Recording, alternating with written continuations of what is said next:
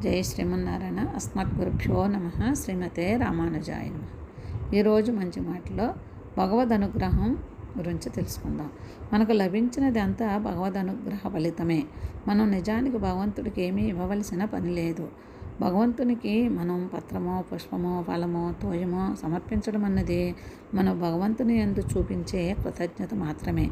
మనకు ఈ దేహాన్నిచ్చి, సంపదలిచ్చి, పుత్రపౌత్రాదులనిచ్చి కాపాడుతున్న పరమాత్మకు మనం సమర్పించే వస్తువులన్నీ ఆయనకు మనం కృతజ్ఞతను వెల్లడించడానికే. నిజానికి ఆయనకు కావలసినదేమీ లేదు. ఆయన సర్వసంపూర్ణుడు. అయితే భగవంతునికి ఏమి ఇవ్వాలి అన్న విషయంలో భగవద్గీత ఇలా చెప్పింది. పత్రం పుష్పం ఫలం తోయం యోమే భక్త్యా ప్రయచ్చతి తదహం భక్త్యుపశ్రుతం అస్నామి ప్రయతాత్మనః. నిర్మల బుద్ధితో, నిష్కామ భావంతో పరమ భక్తునిచే సమర్పింపబడిన పత్రమును కానీ, పుష్పమును కానీ, ఫలమును కానీ, జలమును కానీ నేను ప్రత్యక్షంగా స్వయంగా ప్రీతితో ఆరగిస్తాను అని చెప్పాడు కృష్ణుడు భగవద్గీతలో. పై శ్లోకంలోనే పత్ర, పుష్ప, ఫలతోయ శబ్దాల్లోనే అంతరార్థం ఏదో కొంచెం చూద్దాం. పత్రం అంటే పతతీతి పత్రం, పడిపోయేది పత్రం. మనిషిని పడవేసేది మనస్సు. కాబట్టి పత్రాన్ని సమర్పించాలి అంటే మన మనస్సును దైవాంకితం చేయాలని దాని అర్థార్థం. పుష్పం, పుష్యతీతి పుష్పం, వికసించేది పుష్పం.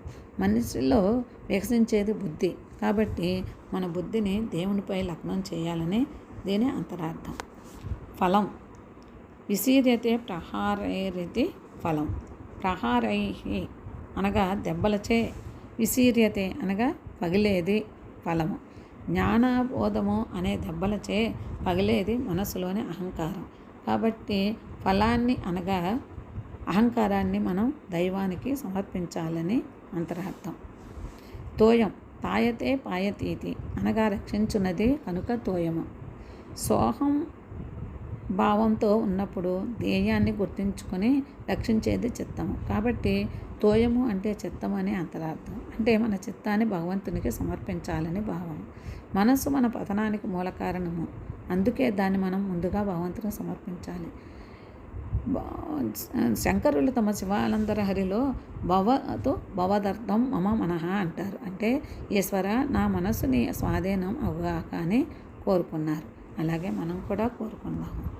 జై శ్రీమన్నారాయణ. శ్రీమతే రామానుజాయ నమః.